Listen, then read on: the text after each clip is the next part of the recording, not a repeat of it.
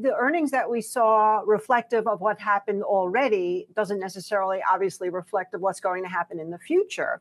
And people like to look just at supply chain, but all of these stores also sell food and products that people need, and those costs just continue to rise. So you've got the supply chain. Obviously, you've got the labor issues. You've got the issues with once it gets off the ships, if it can get off the ships, how it's going to get delivered.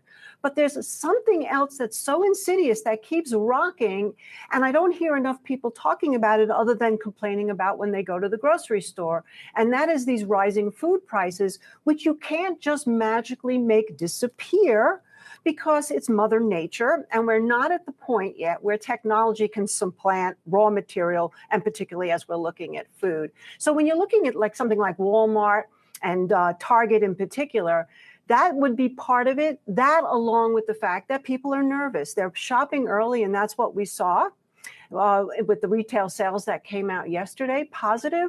But I think going forward, if we cannot resolve what's happening here with these rising food prices and they go parabolic, then I think that all of the retail chains will start to really feel the pinch.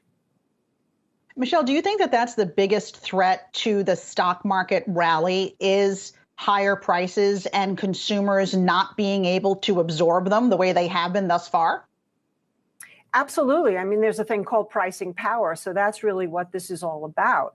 Because essentially, if companies have to continue to pass those higher costs on to consumers, and consumers continue to feel pinched, then in spite of all the corporate buybacks, that will be an issue, especially with corporate buybacks, which have been incredibly high. If the market starts to melt down for any reason, if fear starts to come in, which we're starting to see a little bit today after all of this greed, then who are these corporations going to sell to? And that's really, I think, my biggest fear, is that we go more into a stagflation environment as we head into 2022. But there are areas that you like, and EV is one of them. And I wonder how much of the interest that we're seeing in some of these stocks, Rivian, Lucid, Tesla, has to do with this infrastructure massive bill that just passed. Well, they're getting some tax credits, as we know, and charging stations are part of it. And of course, the administration, and on also the heels of the whole global situation, are very much in favor of alt energy. And I heard the comment in the beginning of the show about oil in and of itself, and would the Biden administration open the spigot? I don't think so. I think that the reason why he's investigating the FTC is because he doesn't want to do that. He's committed to clean energy. So yeah, I think that could shine in 2022, with the caveat that if the whole market crashes, there's a liquidity crisis that can happen. Everything will go down. But when the dust settles, that would be one of the first places I'd look. And if we don't wind up in that scenario, because the Fed obviously is not going to do anything much to upset this apple cart, then I would still look there as opportunities. Companies like Blink and Plug, we also just like TAN and PBW. Those are the areas that I think we'd like to put our money most in terms of what has growth opportunity in 2022. I know, Michele, that you are bullish on metals, you're bullish on crypto heading into 2022, but a moment ago you mentioned stagflation. Are those good plays in that environment, and how are you setting up the portfolio to be defensive if you have to be? Well, I do think that they're very good plays in both scenarios. I mean, we've seen that cryptocurrency and the relationship to what's happening in the economy right now is more speculative. We can't say hard and fast like we could say like 1979 gold and silver, when we were in sort of coming at the end of a stagflation environment. But what we can say right now is if we talk about silver and gold, we know they're very undervalued.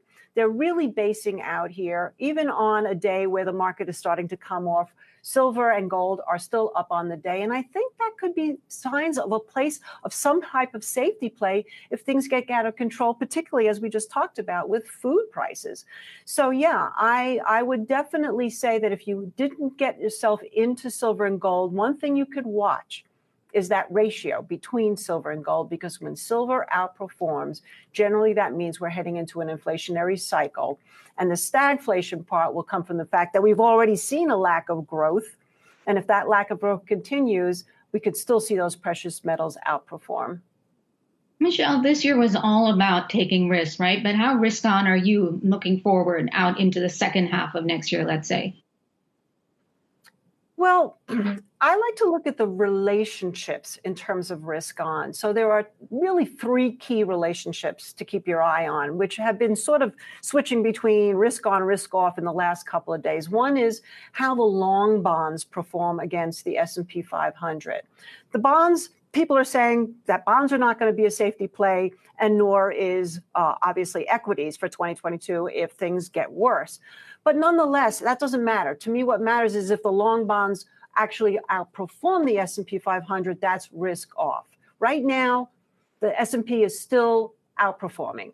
You want to look at high yield junk bonds, because if they are doing well versus the long bonds, again, risk on. If they start to turn down, risk off. And then finally, since infrastructure is so key to our growth for 2022, look at the transportation sector and how that's performing against the SPY. That was outperforming until, guess what? Today. So that now tells me that unless that flips back, I would definitely be more careful in terms of accumulating equities, especially those that have had very lofty prices and have a lot of risk if things go down. Okay, a great conversation there. Michele Schneider, MarketGauge.com, partner and director of trading, research, and education. Thank you so much for your insight and perspective.